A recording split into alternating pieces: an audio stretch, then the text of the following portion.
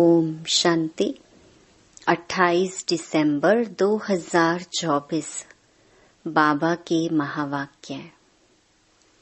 मीठे बच्चे, बाप आए हैं तुम्हें सर्व खजानों से माला माल बनाने। तुम सिर्फ ईश्वरीय मत पर चलो, अच्छी रीति पुरुषार्थ कर वर्षा लो, माया से हार नहीं खाओ। प्रश्न: ईश्वरीय मत, दैवी मत और मनुष्य मत में कौन सा मुख्य अंतर है? उत्तर: ईश्वरीय मत से तुम बच्चे वापस अपने घर जाते हो, फिर नई दुनिया में ऊंच पद पाते हो। दैवी मत से तुम सदा सुखी रहते हो, क्योंकि वह भी बाप द्वारा इस समय की मिली हुई मत है। लेकिन फिर भी उतरते तो नीचे ही हो। मनुष्य मत दुखी बनाती है। ईश्वरीय मत पर चलने के लिए पहले पहले पढ़ाने वाले बाप पर पूरा निश्चय चाहिए। ओम शांति। बाप ने अर्थ तो समझाया है, मैं आत्मा शांत स्वरूप हूँ। जब ओम शांति कहा जाता है तो आत्मा को अपना घर याद आता है। मैं आत्मा शांत स्वरूप हूँ। फिर जब ऑर्गन्स मिलते हैं तब टॉकी बनती है। पहले छोटे ऑर्गन्स होते हैं, फिर बड़े होते हैं। अब परम पिता परमात्मा तो है निराकार। उनको भी रथ चाहिए टॉकी बनने के लिए। जैसे तुम आत्माएं परम धाम की रहने वाली हो, यहाँ आकर टॉकी बनती हो। बाप भी कहते हैं, मैं तुमको नॉलेज देने के लिए टॉकी बना हूँ। बाप अपना और रचना के आदि मध्य अंत का परिचय देते हैं। यह है रूहानी पढ़ाई। वह होती है जिस्मानी पढ़ाई। वह अपने को शरीर समझते हैं। ऐसे कोई नहीं कहेंगे कि हम आत्मा इन कानों द्वारा सुनती है। अभी तुम बच्चे समझते हो, बाप है पतित पावन, वही आकर समझाते हैं मैं कैसे आता हूँ। तुम्हारे मिसल मैं गर्भ में नहीं आता हूँ, मैं इनमें प्रवेश करता हूँ, फिर कोई प्रश्न ही नहीं उठता। यह रथ है, इनको माता भी कहा जाता है। सबसे बड़ी नदी ब्रह्मपुत्रा है, तो यह है सबसे बड़ी नदी। पानी की तो बात नहीं, यह है महानदी, अर्थात सबसे बड़ी ज्ञान नदी है। तो बाप आत्माओं को समझाते हैं, मैं तुम्हारा बाप हूँ। जैसे तुम बात करते हो, मैं भी बात करता हूँ। मेरा पार्ट तो सबसे पिछाड़ी का है। जब तुम बिल्कुल पतित बन जाते हो, तब तुमको पावन बनाने के लिए आना होता है। इन लक्ष्मी नारायण को ऐसा बनाने वाला कौन? सिवाय ईश्वर के और कोई के लिए कह नहीं सकेंगे। बेहद का बाप ही स्वर्ग का मालिक बनाते होंगे ना। बाप ही ज्ञान का सागर है। वही कहते हैं, मैं इस मनुष्य सृष्टि का चैतन्य बीज हूँ। मैं आदि मध्य अंत को जानता हूँ। मैं सत हूँ, मैं चैतन्य बीज रूप हूँ। इस सृष्टि रूपी झाड़ की मेरे में नॉलेज है। इसको सृष्टि चक्र अथवा ड्रामा कहा जाता है। यह फिरता ही रहता है। वह हद का ड्रामा 2 घंटे चलता है। इसकी रील 5000 वर्ष की है। जो जो टाइम पास होता जाता है 5000 वर्ष से कम होता जाता है। तुम जानते हो, पहले हम देवी देवता थे, फिर आहिस्ते आहिस्ते हम क्षत्रिय कुल में आ गए। यह सारा राज बुद्धि में है ना, तो यह सिमरण करते रहना चाहिए। हम शुरू में पार्ट बजाने आए तो हम सो देवी देवता थे। 1250 वर्ष राज्य किया। टाइम तो गुजरता जाता है ना। लाखों वर्ष की तो बात ही नहीं। लाखों वर्ष का तो कोई चिंतन कर भी ना सके। तुम बच्चे समझते हो हम यह देवी देवता थे, फिर पार्ट बजाते वर्ष पिछाड़ी वर्ष पास करते करते अभी कितने वर्ष पास कर चुके हैं। धीरे धीरे सुख कम होता जाता है। हर एक चीज सतो प्रधान, सतो रजो तमो होती है। पुरानी जरूर होती है। यह फिर है बेहद की बात। यह सब बातें अच्छी रीति बुद्धि में धारण कर फिर औरों को समझाना है। सब तो एक जैसे नहीं होते, जरूर भिन्न भिन्न रीति समझाते होंगे। चक्कर समझाना सबसे सहज है। ड्रामा और झाड़ दोनों मुख्य चित्र हैं। कल्प वृक्ष नाम है ना। कल्प की आयु कितने वर्ष की है यह कोई भी नहीं जानते।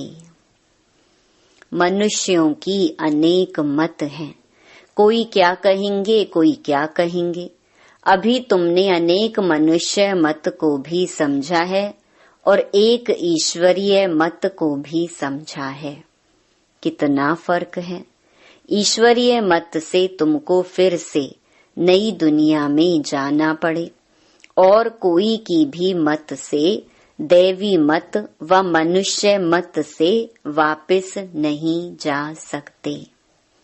दैवी मत से तुम उतरते ही हो क्योंकि कला कम होती जाती है।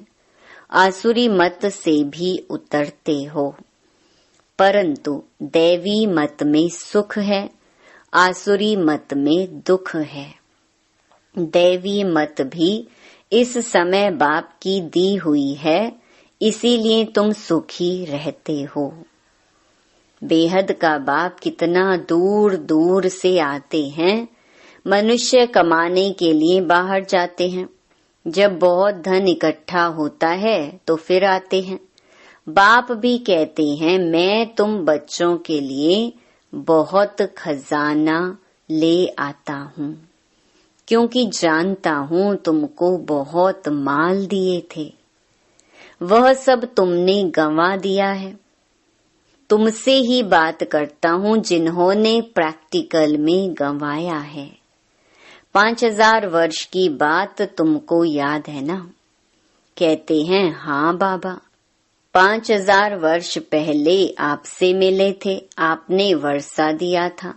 अब तुमको स्मृति आई है बरोबर बेहद के बाप से बेहद का वर्षा लिया था। बाबा आपसे नई दुनिया की राजाई का वर्षा लिया था।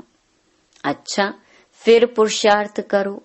ऐसे नहीं कहो बाबा माया के भूत ने हमको हरा दिया। देह अभिमान के बाद ही तुम माया से हारते हो। लोभ किया, रिश्वत खाई, लाचारी की बात और है। बाबा जानते हैं लोभ के सिवाय पेट पूजा नहीं होगी। हर्जा नहीं, भल खाओ परंतु कहाँ फंस नहीं मरना, फिर तुमको ही दुख होगा। पैसा मिलेगा, खुश हो खाएंगे। कहाँ पुलिस ने पकड़ लिया तो जेल में जाना पड़ेगा। ऐसा काम नहीं करो, उसका फिर रिस्पॉन्सिबल मैं नहीं हूँ।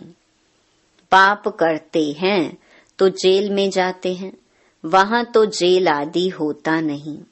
तो ड्रामा के प्लान अनुसार जो कल्प पहले तुमको वर्षा मिला है, 21 जन्म लिए वैसे ही फिर लेंगे। सारी राजधानी बनती है, गरीब प्रजा साहूकार प्रजा, परंतु वहां दुख होता नहीं। यह बाप गारंटी करते हैं, सब एक समान तो बन ना सके। सूर्यवंशी चंद्रवंशी राजाई में सब चाहिए ना। बच्चे जानते हैं कैसे बाप हमको विश्व की बादशाही देते हैं। फिर हम उतरते हैं, स्मृति में आया ना। स्कूल में पढ़ाई स्मृति में रहती है ना। यहाँ भी बाप स्मृति दिलाते हैं। यह रूहानी पढ़ाई दुनिया भर में और कोई पढ़ा न सके। गीता में भी लिखा हुआ है, मन मना भव। इसको महामंत्र वशीकरण मंत्र कहते हैं, अर्थात माया पर जीत पाने का मंत्र। माया जीते जगत जीत। माया 5 विकार को कहा जाता है। रावण का चित्र बिल्कुल क्लियर है। 5 विकार स्त्री में, 5 विकार पुरुष में।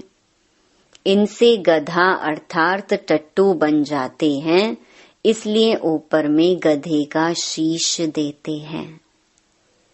अभी तुम समझते हो, ज्ञान बिगर हम भी ऐसे थे। बाप कितना रमणीक रीति बैठ पढ़ाते हैं। वह है सुप्रीम टीचर। उनसे जो हम पढ़ते हैं वह फिर औरों को सुनाते हैं। पहले तो पढ़ाने वाले में निश्चय कराना चाहिए। बोलो, बाप ने हमको यह समझाया है, अब मानो ना मानो। यह बेहद का बाप तो है ना। श्रीमत ही श्रेष्ठ बनाती है, तो श्रेष्ठ नई दुनिया भी जरूर चाहिए ना। अभी तुम समझते हो, हम किचड़े की दुनिया में बैठे हैं, दूसरा कोई समझ न सके। वहां हम बहिष्ठ स्वर्ग में सदा सुखी रहते हैं। यहाँ नरक में कितने दुखी हैं। इसको नरक कहो व विषय वैतरणी नदी कहो, पुरानी दुनिया छीछी है। अभी तुम फील करते हो, कहाँ सतयुग स्वर्ग, कहाँ कलयुग नरक। स्वर्ग को कहा जाता है वंडर ऑफ वर्ल्ड। त्रेता को भी नहीं कहेंगे। यहाँ इस गंदी दुनिया में रहने में मनुष्यों को कितनी खुशी होती है। विष्टा के कीड़े को भ्रमरी भूं भूं कर आप समान बनाती है। तुम भी किचड़े में पड़े हुए थे, मैंने आकर भूं भूं कर तुमको कीड़े से अर्थात शूद्र से ब्राह्मण बनाया है। अभी तुम डबल सिरताज बनते हो, तो कितनी खुशी रहनी चाहिए। पुरुषार्थ भी पूरा करना चाहिए। बेहद का बाप समझानी तो बहुत सहज देते हैं, दिल से लगता भी है। बाबा सच सच कहते हैं। इस समय सभी माया की दुबन में फंसे हुए हैं। बाहर का शो कितना है। बाबा समझाते हैं, हम तुमको दुबन से आकर बचाते हैं, स्वर्ग में ले जाते हैं। स्वर्ग का नाम सुना हुआ है, अभी स्वर्ग तो है नहीं, सिर्फ यह चित्र है। यह स्वर्ग के मालिक कितने धनवान थे। भक्ति मार्ग में भल रोज मंदिरों में जाते थे, परंतु यह ज्ञान कुछ नहीं था। अभी तुम समझते हो, भारत में यह आदि सनातन देवी देवता धर्म था। इन्हों का राज्य कब था, यह किसको पता नहीं है। देवी देवता धर्म के बदले अब फिर हिंदू हिंदू कहते रहते हैं। शुरू में हिंदू महासभा का प्रेसिडेंट आया था, बोला हम विकारी असुर हैं, अपने को देवता कैसे कहलाएं। हमने कहा अच्छा आओ तो तुमको समझाएं। देवी देवता धर्म की स्थापना फिर से हो रही है। हम तुमको स्वर्ग का मालिक बना देंगे, बैठकर सीखो। बोला दादाजी फुर्सत कहाँ, फुर्सत नहीं तो फिर देवता कैसे बनेंगे। यह पढ़ाई है ना। बेचारे की तकदीर में नहीं था, मर गया। ऐसे भी नहीं कहेंगे कि वह कोई प्रजा में आएगा, नहीं, ऐसे ही चला आया था। सुना था यहाँ पवित्रता का ज्ञान मिलता है, परंतु सतयुग में तो आ न सके, फिर भी हिंदू धर्म में ही आएंगे। तुम बच्चे समझते हो माया बड़ी प्रबल है, कोई न कोई भूल कराती रहती है। कभी कोई उल्टा सुल्टा पाप हो तो बाप को सच्ची दिल से सुनाना है। रावण की दुनिया में पाप तो होते ही रहते हैं। कहते हैं हम जन्म जन्मांतर के पापी हैं। यह किसने कहा? आत्मा कहती है बाप के आगे या देवताओं के आगे। अभी तो तुम फील करते हो बरोबर हम जन्म जन्मांतर के पापी थे। रावण राज्य में पाप जरूर किए हैं। अनेक जन्मों के पाप तो वर्णन नहीं कर सकते हो, इस जन्म का वर्णन कर सकते हैं। वह सुनाने से भी हल्का हो जाएगा। सर्जन के आगे बीमारी सुनानी है, फलाने को मारा, चोरी की, इस सुनाने में लज्जा नहीं आती है। विकार की बात सुनाने में लज्जा आती है। सर्जन से लज्जा करेंगे तो बीमारी छूटेगी कैसे? फिर अंदर दिल को खाती रहेगी, बाप को याद कर नहीं सकेंगे। सच सुनाएंगे तो याद कर सकेंगे। बाप कहते हैं मैं सर्जन तुम्हारी कितनी दवाई करता हूँ। तुम्हारी काया सदैव कंचन रहेगी। सर्जन को बताने से हल्का हो जाता है। कोई कोई आपे ही लिख देते हैं, बाबा हमने जन्म जन्मांतर पाप किए हैं। पाप आत्माओं की दुनिया में पाप आत्मा ही बने हैं। अब बाप कहते हैं बच्चे तुम्हें पाप आत्माओं से लेन देन नहीं करनी है। सच्चा सतगुरु अकाल मूरत है बाप। वह कभी पुनर्जन्म में नहीं आते हैं। उन्होंने अकाल तख्त नाम रखा है, परंतु अर्थ नहीं समझते हैं। बाप ने समझाया है आत्मा का यह तख्त है, शोभता भी यहाँ है, तिलक भी यहाँ भ्रकुटी में देते हैं ना। असुल में तिलक एकदम बिंदी मिसल देते थे, अभी तुमको अपने को आपे ही तिलक देना है। बाप को याद करते रहो। जो बहुत सर्विस करेंगे तो बड़ा महाराजा बनेंगे। नई दुनिया में पुरानी दुनिया की पढ़ाई थोड़े ही पढ़ना है, तो इतनी ऊंची पढ़ाई पर फिर अटेंशन देना चाहिए। यहाँ बैठते हैं तो भी कोई का बुद्धि योग अच्छा रहता है, कोई का कहाँ कहाँ चला जाता है। कोई 10 मिनट लिखते हैं, कोई 15 मिनट लिखते हैं। जिसका चार्ट अच्छा होगा उनको नशा चढ़ेगा। बाबा इतना समय हम आपकी याद में रहे। 15 मिनट से जास्ती तो कोई लिख नहीं सकते। बुद्धि इधर उधर भागती है। अगर सब एक रस हो जाए तो फिर कर्मातीत अवस्था हो जाए। बाप कितनी मीठी मीठी लवली बातें सुनाते हैं, ऐसे तो कोई गुरु ने नहीं सिखाया। गुरु से सिर्फ एक थोड़े ही सीखेगा, गुरु से तो हजारों सीखे ना। सतगुरु से तुम कितने सीखते हो?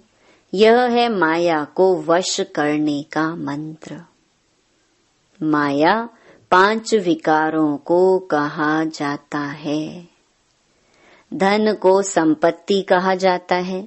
लक्ष्मी नारायण के लिए कहेंगे इन्हों के पास बहुत संपत्ति है। लक्ष्मी नारायण को कभी मात पिता नहीं कहेंगे। आदि देव आदि देवी को जगत पिता जगत अम्बा कहते हैं, इनको नहीं।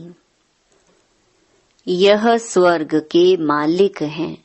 अविनाशी ज्ञान धन लेकर हम इतने धनवान बने हैं। अम्बा के पास अनेक आशाएं लेकर जाते हैं, लक्ष्मी के पास सिर्फ धन के लिए जाते हैं और कुछ नहीं। तो बड़ी कौन हुई?